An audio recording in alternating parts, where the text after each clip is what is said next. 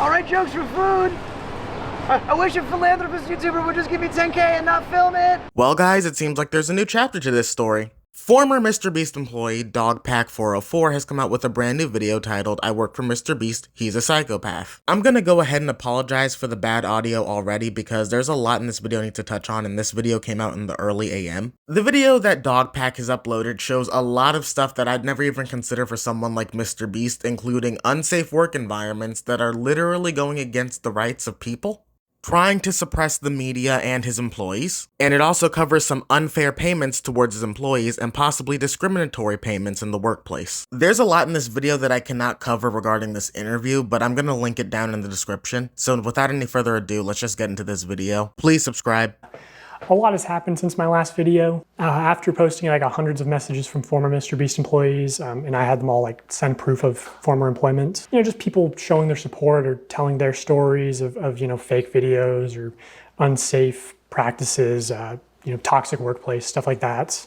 I'm not really gonna get into those claims because, for one, most people want to stay anonymous, which I understand. And also, I think most of that stuff's just been covered with the news coming out about Beast Games and everything. And also I have more serious allegations that I want to start covering. Also, I heard from a very credible source that MrBeast has been sitting on a response to part 1 because he was worried if he posted it, I would instantly respond with part 2, like this is Kids Bop, Kendrick Lamar vs. Drake. Also, I know MrBeast's secret CEO has been practically harassing my people on, hey, what's in part 2? What does he know? So first things first, I want to point out is that he's getting DM'd by current MrBeast employees and I believe former MrBeast employees who are actively sharing their stories to him, which means this stuff is probably still going on as we speak. I also know that in my video and a lot of other commentators' videos that we gave MrBeast the benefit of the doubt, saying that it could be his team, but from the wording in this video and everything that he's going to present, we're going to see that it is Jimmy at the very center, it's not the people around him. So in this video, I am just going to address Jimmy. I'm not saying that he did anything, so I am going to have to use the word alleged here. And something else that I've seen that caught my eye in this video is that he seems to, at least from the screenshots of what I'm inferring, to be faking his philanthropy and good acts, which was the main thing I was concerned that he was faking. Because I would hope that someone who prides himself on philanthropy would not be faking a philanthropist act, because that's generally a horrible thing to do. So I will just tell you, James, what will be in part 3, so you don't have to harass my people. It will be about serious allegations of sexual misconduct in the company and your direct involvement in covering up those crimes.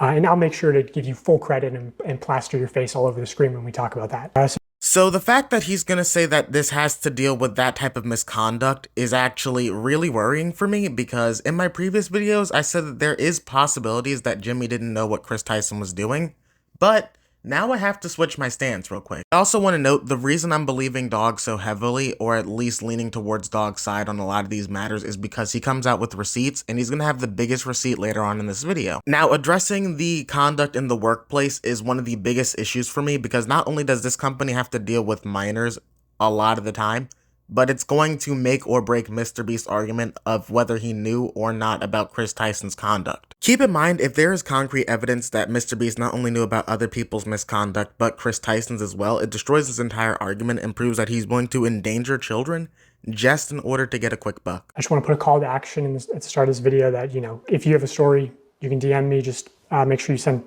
proof of employment first, because I get a lot of DMs.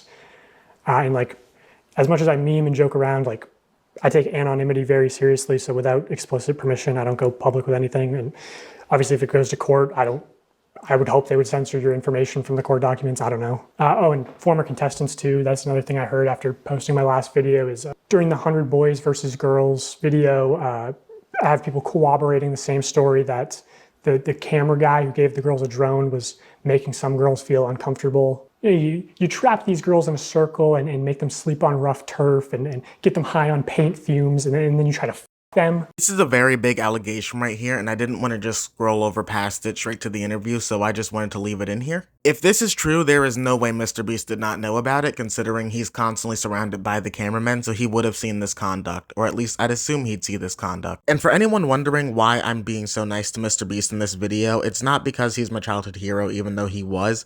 The real reason is because MrBeast, you need to tread on thin ice with him because he is blocking and taking down creators' videos who speak about this situation, even going as far as to claim videos and block them worldwide, allegedly. YouTubers such as Atozy have had their videos blocked worldwide despite treading on thin ice and giving him every benefit of the doubt. No matter how good or bad you talk about him, he will take a video down. So I just want to tread on some thin ice and just stay on the nicer side, even though I really think it's important to touch on a lot of these topics, just because I don't want this to get taken down. And he will try to block your video and get them suppressed. That's one of the reasons my last MrBeast video didn't do so well. It was getting suppressed. Chucky didn't want to respond to those allegations. So anyway, my interview with Jake Weddle, I chose to interview him because I thought he was perfect because he was both on camera and behind the scenes in 2019 and 2020. And also, what people don't know is that he came back in 2021 to be the sole contestant of a MrBeast video, which never got uploaded because it went very badly. He also knows about another portable document format. For anyone who doesn't know the slang with the portable document file, that basically means that there's another child predator on set with MrBeast, which means that there are probably more than just Chris Tyson. The culture around there was very unspoken, but there was a vibe. There was half the people who, if you made Jimmy happy, you were on the good half. And these people got random bonuses and were usually moved up, had more screen time. And then there was people who, if you had a disagreement or butt heads with Jimmy or just you didn't like it, you were the other half. And I consistently was in the half that Jimmy doesn't like me. That's fine. I don't like him either. It's okay. Oh, that feels so good to say. I don't like Jimmy. I hate you so much. He didn't want anyone to get more popular or have more of a way out necessarily. Oh, I'm doing my Twitch thing on the side. Don't do that because you could get famous and leave and talk about me negatively. So this statement right here really caught my eye that MrBeast doesn't allow anyone to get just as popular as he is because he has the MrBeast crew who is just as popular, if not more popular than he is. I don't know, it just makes me think as to what MrBeast might have on the other crew members if they haven't come out with their own stories despite being such big figures. Also, just know that the video is being sped up just a little bit to get to the next topic, but all you need to know that he's talking about is that he's not being fairly compensated for the work that he's been doing, and essentially he was demanding higher pay for the writing and scripting that he was doing. There was another writer there, older comic, black guy. He had a kid, and I got paid more than him, and I thought that was wild because he was older than me, had a child. We're doing the exact same job, and I'm some 20-year-old fuckhead white guy. Why am I getting paid more than him? I brought that up, and one of the things I didn't like about the way some of the V stuff shook out was.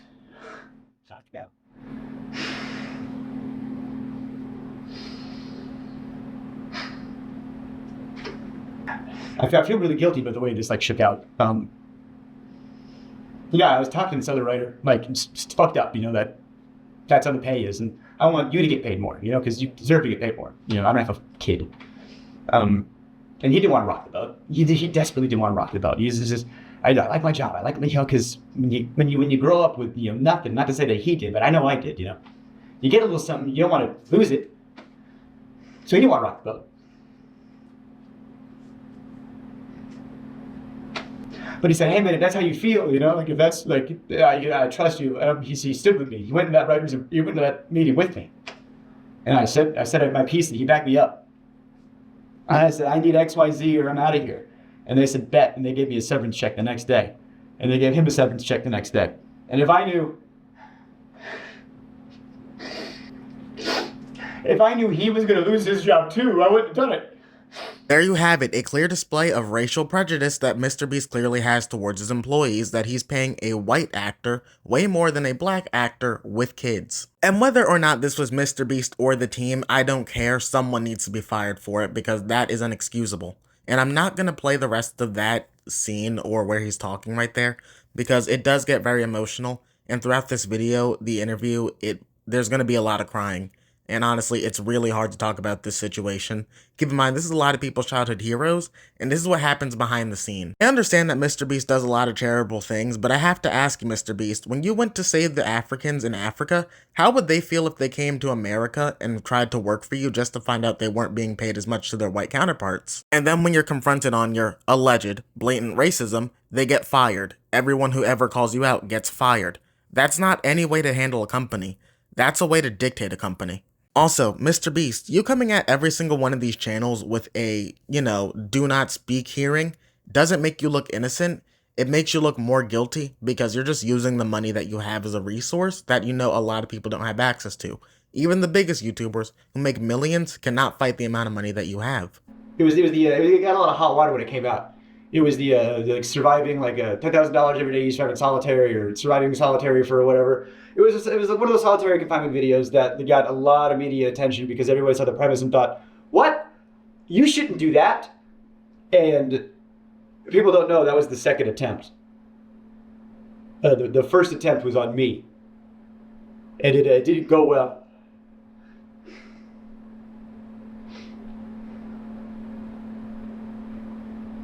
I was already planning on moving to New York, and I had worked at a couple of YouTube companies after Beast, and I had a little bit of change in my pocket. The most change I had in my pocket ever.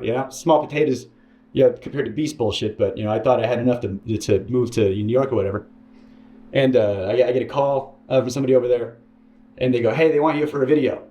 I was like, "Oh, amazing, great, cool, thank God."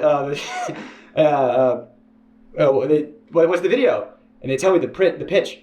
And they try to make the pitch sound like it's going to be like a walk in the park. The pitch is 100 days in solitary confinement. But don't worry, like you only have to last like 30. We have like a video. Again, everybody, I'm sorry for the bad audio. You're going to hear a lot of background noise, but I'm just going to choose to talk over this part because I'd rather narrate it because it's really hard to listen to, and you should listen to the full interview if you have the time or the chance.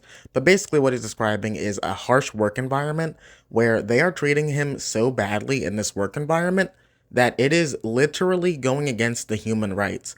Like, people who do very bad things, like let's say, I can't say the word on YouTube, blow up buildings in the name of certain people, aren't even allowed to be treated this way, and MrBeast is doing it to these people. Pure torture, pure mental torture, and he's abusing their tax brackets in order to get away with all of it, because he knows he can get away with it because they're poor. They're going to do whatever they can for the money. But it was basically a survive 30 days in solitary confinement that they were going to edit into looking like it was 100 days and do a time lapse, and he was getting paid a $10,000 for every single day that he was going to survive. Now, MrBeast did release a different version of the same video, and I remember back when I was a kid being upset when people would call out stuff like this, but that's because kids do not generally understand the gravity of these types of events. Because kids aren't going to register that this is life and death. Only adults will, and people who grow up will. Because back then, looking at it, I didn't know that someone could die from just performing a little challenge video. But MrBeast, and clearly his trained medical professionals that are always on set, they clearly understand what's going to happen.